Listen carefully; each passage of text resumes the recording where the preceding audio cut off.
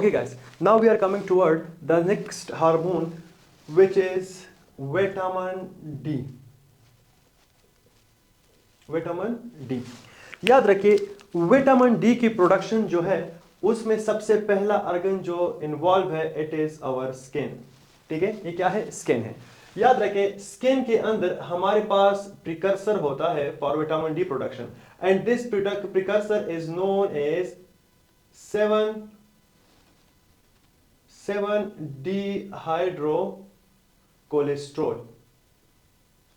ठीक है, स्किन के अंदर हमारे पास 7-डी हाइड्रोकोलेस्ट्रॉल प्रेजेंट होता है। ठीक है, जब कभी भी हमारे पास सनलाइट की रेज इस 7-डी हाइड्रोकोलेस्ट्रॉल के ऊपर पड़ता है, सनलाइट रेज, ठीक है, तो ये 7-डी हाइड्रोकोलेस्ट्रॉल हमारे पास कन्वर्ट हो जाता है इनटू विटामिन डी, लेकिन ये विटामिन डी के विटामिन डी3 में ट्रांसफर हो जाता है।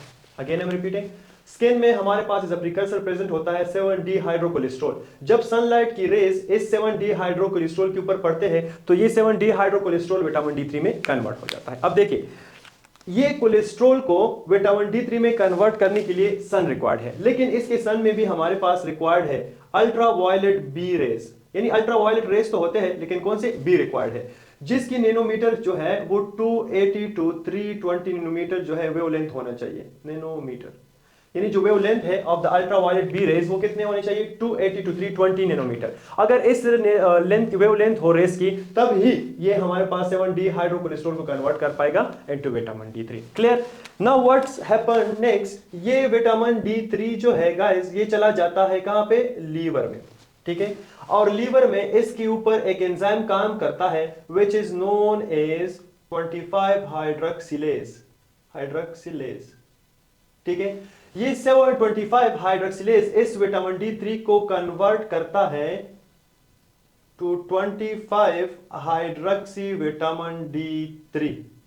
ठीक है, विटामिन डी3 आ जाता है लीवर में, लीवर में 25 हाइड्रोक्सिलेज इसके ऊपर इफेक्ट करता है और इस विटामिन डी3 को कन्वर्ट करता है 25 हाइड्रोक्सी विटामिन डी3 में। अब याद रखें ये 25 हाइड्रोक्सी विटामिन डी3 जो है ये प्रोडक्ट बहुत इंपॉर्टेंट है। ठीक है, क्यों इंपॉर्टेंट है? बिकॉज टू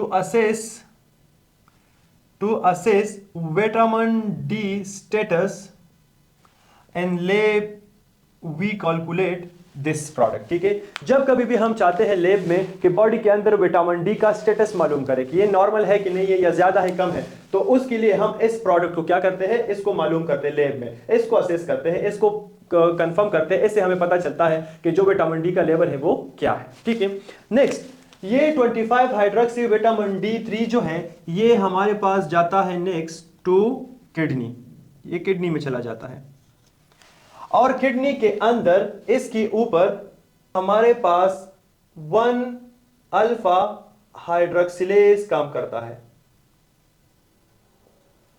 ठीक है, जब 1 अल्फा हाइड्रोक्सिलेज किडनी में इस 25 हाइड्रोक्सी विटामिन डी के ऊपर काम करता है तो ये इसको कन्वर्ट करता है इनटू 125 डायाहाइड्रोक्सी विटामिन डी3, ये ऐसे ये प्रोडक्ट बनाता है 125 डायाहाइड्रोक्सी विटामिन डी3। ठीक है, लीवर से क्या बनता है? 25 हाइड्रोक्सी विटामिन डी3, ये किडनी में जाता है, किडनी में 1 अल्फा हाइड्रोक्सिलेज इसके ऊपर काम करता है और इससे बनाता है 125 dihydroxy vitamin D three. Clear up to this? Very good. Now remember कि ये जो हमारे पास 125 डाइहाइड्रोक्सी विटामिन डी3 है it is a very active product, so it is most active form of vitamin D. ये विटामिन डी का most active form है। ठीक है, और याद रखें कि इसको हम एक दूसरा नाम भी देते हैं ऑल्सो नोन एज कैल्सीट्रायोल, इसको हम कैल्सीट्रायोल भी कहते हैं। ठीक है, यहां तक समझ आ गई सबको? Very good. नाउ ये जो हमारे पास कैल्सीट्रायोल है या 125 डाइहाइड्रोक्सी विटामिन डी है ये इंपेयर होता है, इंपेयर्ड, ठीक है, इन किडनी डिजीजेस like CKD, ठीक है। जब क्यों? क्योंकि इस एक्टिव फॉर्म को, इस कैल्सी ट्रायोल को बनाता कौन है? किडनी बनाता है। तो अगर किडनी रिलेटेड कोई डिजीज हो लाइक सीकेडी, तो इस डिजीज की वजह से हमारे पास 125 डाइहाइड्रोक्सी विटामिन D3 जो है इसका लेवल क्या हो सकता है? एम्पेयर हो सकता है। तो इसको इफेक्ट करना किसका काम है? Pathologies related to kidneys. Clear up to this? Very good. Now remember guys, इस कैल्सी ट्रायोल को यानी 125 डाइहाइड्रोक्सी विटामिन D3 को, इसको हम कहते हैं रेट लिमिटिंग विटामिन। ठीक है। इसको एक्टिवेट कौन करता है? ठीक है, इसको एक्टिवेट करना हमारे पास दो चीजों का काम है। एक हमारे पास डिक्रीज कैल्शियम लेवल, एक इसको कौन एक्टिवेट करता है? Decrease calcium level. और दूसरा ये हमारे पास इंक्रीज होते हैं या एक्टिवेट होते हैं with increase level of parathormone, यानी increase level of parathormone and decrease level of calcium activate calcitriol यानी 125 dihydroxy vitamin D3। Clear up to this? Now remember guys कि अगर मैं बोलूं कि बॉडी के अंदर हाई लेवल ऑफ कैल्शियम है, हाई लेवल ऑफ कैल्शियम है, तो जब बॉडी के अंदर कैल्शियम का लेवल इंक्रीज होता है तो जो हमारी किडनी ये क्या काम करता है? Kidney produce 24-25 dihydroxy vitamin D3। ठीक है। देखिए, जब कैल्शियम लेवल इंक्रीज होता है तो फिर कैल्शियम लेवल इंक्रीज की वजह से हमें तो विटामिन डी की क्या एक्टिविटी नहीं चाहिए होती है। ठीक है, क्योंकि एक्टिव विटामिन डी जो है 125 डाइहाइड्रोक्सी विटामिन D3 जो है, इसकी एक्टिविटी क्या है? ये हमारे पास कैल्शियम लेवल को इंक्रीज करता है। अब जब ऑलरेडी कैल्शियम लेवल इंक्रीज है तो फिर किडनी क्या करता है? इस 125 डाइहाइड्रोक्सी विटामिन D3 की जगह ये प्रोड्यूस करता है 24-25 डाइहाइड्रोक्सी विटामिन D3। ठीक है, क्योंकि ये जो 24-25 डाइहाइड्रोक्सी विटामिन D3 है, याद रखे, it doesn't have vitamin D3 activity. इसकी एक्टिविटी जो है विटामिन D3 की तरह नहीं है। ठीक है, तो याद रखिए, जब कभी भी कैल्शियम लेवल इंक्रीज होता है हमारे किडनीज प्रोड्यूस करते हैं 125 डाइहाइड्रोक्सी विटामिन D3। ठीक है, ताकि वो उस कैल्शियम लेवल को वापस इंक्रीज करे। लेकिन अगर कैल्शियम लेवल ऑलरेडी इंक्रीज है तो फिर किडनी 125 की जगह 24-25 डाइहाइड्रोक्सी विटामिन D3 बनाता है। क्यों? क्योंकि इसकी जो एक्टिविटी है वो विटामिन D3 की तरह बिल्कुल भी नहीं है। Clear up to this? Very good. Okay, now let me tell you about the actions of vitamin D3. Actions of vitamin D. First action, 3 organs. ठीक है? So the first action of vitamin D is on GIT. Let me tell you on GIT. ठीक है? इससे पहले मैंने आपको बताया कि vitamin D3 is the only agent which absorb calcium from GI tract. ठीक है? So in GIT, vitamin D is only agent to reabsorb calcium. ठीक है, ये हमारे पास अकेला एक ऐसा एजेंट है जो जीआई के अंदर क्या कर सकता है? कैल्शियम को रीअब्सॉर्ब कर सकता है। अब क्वेश्चन ये है कि ये हमारे पास जीआई ट्रैक्ट में कौन से पार्ट से कैल्शियम को रीअब्सॉर्ब करता है? It reabsorb calcium from duodenum part of small intestine. Duodenum जो है स्मॉल इंटेस्टाइन का पार्ट है और वहां से ये विटामिन D3 जो है कैल्शियम को क्या करता है? रीअब्सॉर्ब करता है। अब ये विटामिन D3 जो है, विटामिन D3 ये ड्यूडिनम में जाके क्या काम करता है? ये ड्यूडिनम में जाके ये विटामिन D3 तीन काम करता है। ठीक है, नंबर 1, 2 एंड 3। ठीक है, again I am repeating, GI tract के अंदर विटामिन D3 जो है सिर्फ और सिर्फ वाहिद एजेंट है जो कैल्शियम को रीअब्सॉर्ब करता है। ये कैल्शियम को कहां से रीअब्सॉर्ब करता है? ड्यूडिनम पार्ट से। जब हमारे पास विटामिन D3 ड्यूडिनम पार्ट में चला जाता है तो वो वहां पे तीन काम करता है। इनमें नंबर 1 जो आता है, it is activating kill binding protein. एक ये एक्टिवेट करता है किल बाइंडिंग प्रोटीन को। दूसरा, ये इंक्रीज करता है एक्सप्रेशन ऑफ कैल्शियम एटीपीएजेस। और तीसरा, ये इंक्रीज करता है एक्सप्रेशन ऑफ अल्कलाइन फॉस्फेटेज। ठीक है, सो ये जो विटामिन D3 है जब ड्यूडिनम में जाता है तो ये वहां पे 3 काम करता है। एक कैल्बिंडीन प्रोटीन को एक्टिवेट करता है, दूसरा कैल्शियम एटीपीएस की एक्सप्रेशन को इंक्रीज करता है, तीसरा अल्कलाइन फास्फेटेज की एक्सप्रेशन को इंक्रीज करता है। और याद रखें इन तीनों चीजों का काम क्या है? Increase calcium reabsorption.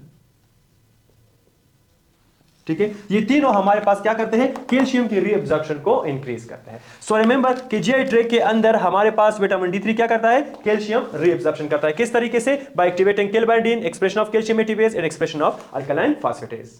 Clear? Now let me tell you the हमारे पास action of vitamin D in a bone, कि बून के अंदर विटामिन डी जो है क्या काम करता है। याद रखिए बून के अंदर हमारे पास विटामिन डी 2 फंक्शंस करता है, डुअल एक्शंस। ठीक है, डुअल एक्शन करता है। नंबर 1, अगर कैल्शियम लेवल इंक्रीज है, क्या कैल्शियम लेवल इंक्रीज है ब्लड के अंदर कैल्शियम का लेवल हाई है, तो ये विटामिन डी जो है ये बून फॉर्मेशन करता है। ठीक है, बून फॉर्मेशन करता है। लेकिन अगर इन केस हमारे पास कैल्शियम लेवल डिक्रीज है इन द ब्लड, तो फिर ये हमारे पास बून रिजर्प्शन करता है। ये क्या करता है? बून रिजर्प्शन करता है। तो बून के अंदर ये विटामिन डी 2 काम करते हैं। जब कैल्शियम लेवल इंक्रीज बून फॉर्मेशन, कैल्शियम लेवल डिक्रीज तो बून रिजर्प्शन। ठीक है, तीसरा याद रखें ये जो विटामिन डी है इसकी एक्शन बिल्कुल सेम है, इसका एक्शन बिल्कुल सेम है विद पैराथर्मोन, पीटीएच। यानी विटामिन डी और पीटीएच का जो एक्शन है ये बिल्कुल सेम है। कैसे?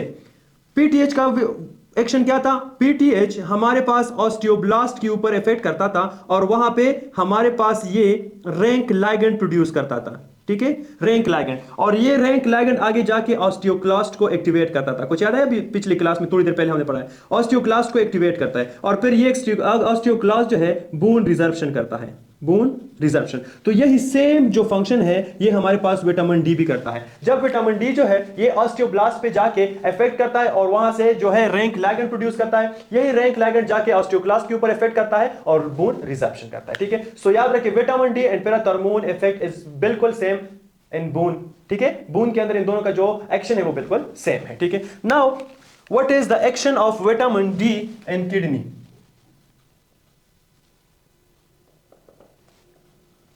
किडनी। ठीक है, याद रखें जो हमारे पास विटामिन डी है, ठीक है, it increases absorption of calcium. ठीक है, और तीसरा vitamin D also increases absorption of phosphate. ठीक है, अब अगर हम बात करें पैराथॉर्मोन की, तो पैराथॉर्मोन जो है वो कैल्शियम रिएब्जॉर्प्शन को तो इंक्रीज करता था, बट जो फॉस्फेट है उसकी एक्सक्रीशन करता था, यानी उसकी रिएब्जॉर्प्शन को डिक्रीज करता था। पैराथॉर्मोन कैल्शियम को एब्जॉर्प्शन को इंक्रीज और फॉस्फेट को डिक्रीज करता था, लेकिन जो विटामिन डी है ये दोनों को इंक्रीज करता है। ठीक है, ये कैल्शियम के एब्जॉर्प्शन को भी इंक्रीज करता है फ्रॉम द किडनी और ये फॉस्फेट के एब्जॉर्प्शन को भी क्या करता है? रिएब्जॉर्प्शन को भी इंक्रीज करता है। Clear up to this? So this was all about the vitamin D.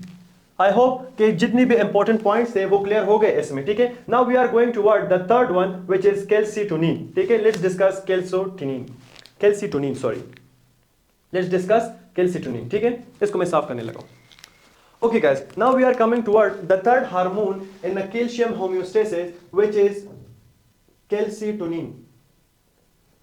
ठीक है, याद रखें 3 hormones in 3 organ system. 2 hormones हमने पढ़े, पैराथॉर्मोन एंड विटामिन डी। अब तीसरा हम पढ़ रहे कैल्सिटोनिन। ठीक है, याद रखें मैंने आपको बताया था कि जो विटामिन डी है और हमारे पास पैराथॉर्मोन है ये दोनों कैल्शियम की लेवल को इंक्रीज करते हैं और ये हमने प्रूफ भी किया। अभी हम बात करेंगे कैल्सिटोनिन की, तो मैंने आपको बताया था कि जो कैल्सिटोनिन है ये कैल्शियम लेवल की को डिक्रीज करता है। So let's discuss calcitonin. Firstly calcitonin produce from C cells of parafollicular cells.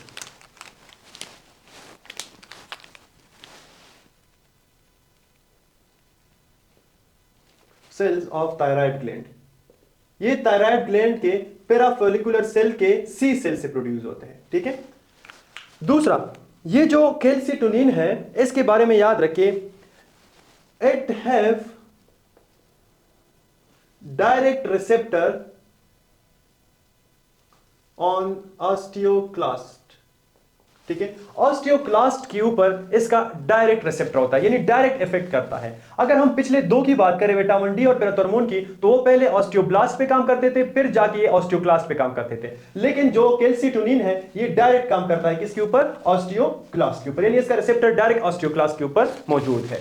अब जब ये कैल्सिटोनिन ऑस्टियोक्लास्ट के ऊपर इफेक्ट करेगा तो क्या इफेक्ट करेगा? याद रखें, इट इनहिबिट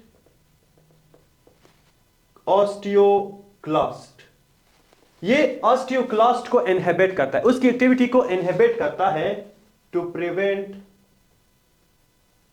बोन्स। बोन्स को प्रिवेंट करने के लिए ऑस्टियोक्लास्ट को क्या करते हैं? इनहिबिट करते हैं। ऑस्टियोक्लास्ट का काम क्या था? Bones resorption. तो जब ये ऑस्टियोक्लास्ट को इनहिबिट करेंगे so there will be no bone resorption, so the bone will be prevented. Clear? अब जब बोन प्रिवेंट हो जाते हैं, यानी बोन की रीएब्जॉर्प्शन नहीं होती, बोन की रिजर्प्शन नहीं होती, sorry resorption, so because of this there will be decrease calcium in the blood, क्योंकि कैल्शियम जो ब्लड में आता है it is from the bone resorption, लेकिन यहां पे तो बोन रिजर्प्शन होता नहीं है, तो calcium level will be decreases. ठीक है। तीसरा याद रखिए, जो कैल्सिटोनिन है it also decrease reabsorption of calcium from GIT and kidney। ये किडनी और जीआईटी से भी कैल्शियम की जो रीअब्जॉर्प्शन है उसको डिक्रीज करता है। So that's why I told you कि parathormone vitamin D increases calcium level while calcitonin decreases calcium level, क्योंकि ये एक तो ऑस्टियोक्लास्ट को इनहिबिट करता है जिसकी वजह से कैल्शियम लेवल डिक्रीज हो जाता है, दूसरा ये कैल्शियम लेवल का जो है रीअब्जॉर्प्शन उसको भी डिक्रीज करता है from the GIT and kidney. Clear up to this? Very good. Okay, अब याद रखिए ये जो कैल्सिटोनिन है it is also present in drug form, ये हमारे पास ड्रग फॉर्म में प्रेजेंट होता है और इसके ड्रग का नाम है सल्काटोनिन। ठीक है, सल्काटोनिन इज प्रेजेंट, या salcatonin is the drug form of calcitonin. Clear up to this? अब देखिए यहां पे एक और चीज कंसेप्ट याद रखिए, प्रेग्नेंट वुमेन या लैक्टेटिंग मदर,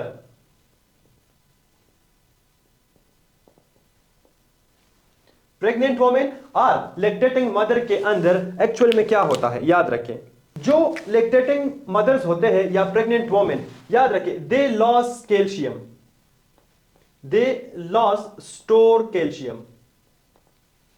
ठीक है, क्यों लॉस करते हैं स्टोर कैल्शियम को? याद रखें, to fulfil the demand of newborn baby।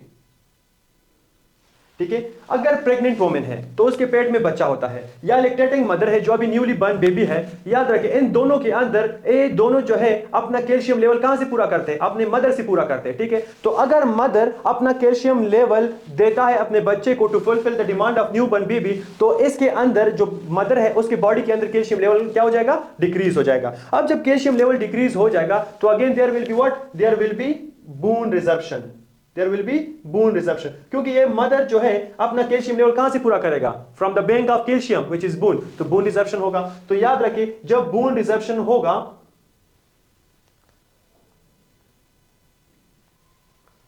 तो वहां पे लॉस ऑफ बोन होगा, यानी बोन कमजोर हो जाएंगे। टू प्रोटेक्ट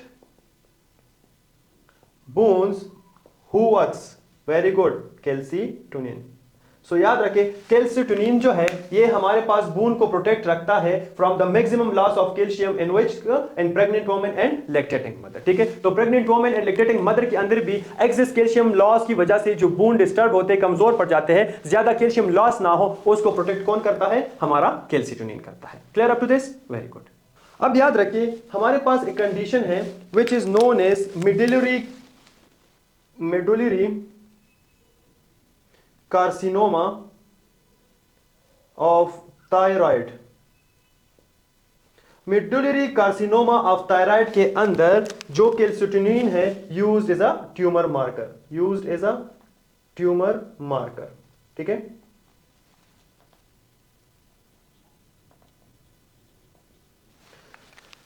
कैल्सिटोनिन जो है used as a tumour marker in a medullary carcinoma of thyroid. ठीक है, थायराइड के अंदर भी ये क्या हो जाता है, मेडुलरी कार्सिनोमा थायराइड के अंदर calcitonin used as a tumour marker. ठीक है, अब याद रखिए जब से हमने ये टॉपिक स्टार्ट किया है कैल्शियम होम्योस्टेसिस, तो हम दो ही वर्ड रिपीट करते हैं। एक वर्ड है हमारे पास बोन फॉर्मेशन, ठीक है, और एक है हमारे पास bone resorption. Bone formation and bone resorption. ठीक है, अब याद रखिए इन दोनों को मालूम करने के लिए हमारे पास सर्टेन मार्कर्स होते हैं। ठीक है, so markers for bone formation and resorption.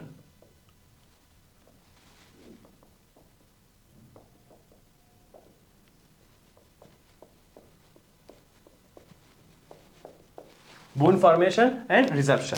अब बोन फॉर्मेशन के लिए कौन कौन से मार्कर्स होते हैं? बोन फॉर्मेशन के लिए नंबर 1 जो मार्कर है इट इज ऑस्टियोकैल्सिन। दूसरा जो मार्कर है it is alkaline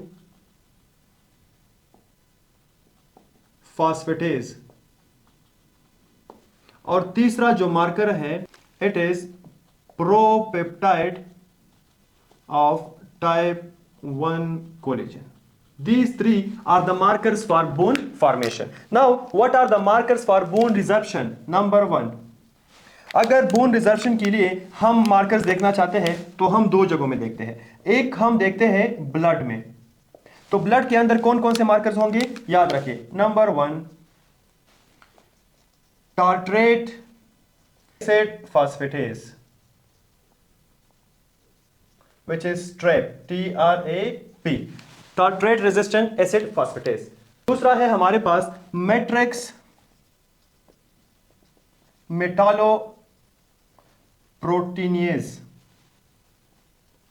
which is MMPs। ठीक है, मैट्रिक्स मेटालोप्रोटीनेजेस। और तीसरा जो है हमारे पास cathepsin K। The third one is cathepsin K. These three are the markers for bone resorption in blood. Now, what markers are present in the urine for bone resorption? Urine में कौन से होते हैं? ठीक है, so याद रखें they are N and C telepeptide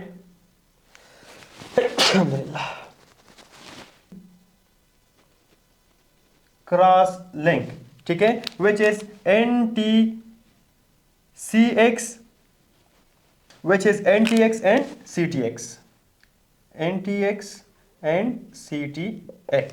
okay guys, so this was all about the calcium homeostasis। Calcium का नॉर्मल लेवल क्या है, ठीक है, इसको रेगुलेट कौन करता है, कौन से हार्मोन्स कौन से ऑर्गन्स पे इफेक्ट करता है। ठीक है, ये सारी चीजें हमने डिस्कस की है कि हार्मोन हमने डिटेल में बात की इसके ऊपर कि ये किस तरीके से काम करता है और कैल्शियम को इंक्रीज और डिक्रीज करता है। ठीक है, सो this was all about the calcium homeostasis.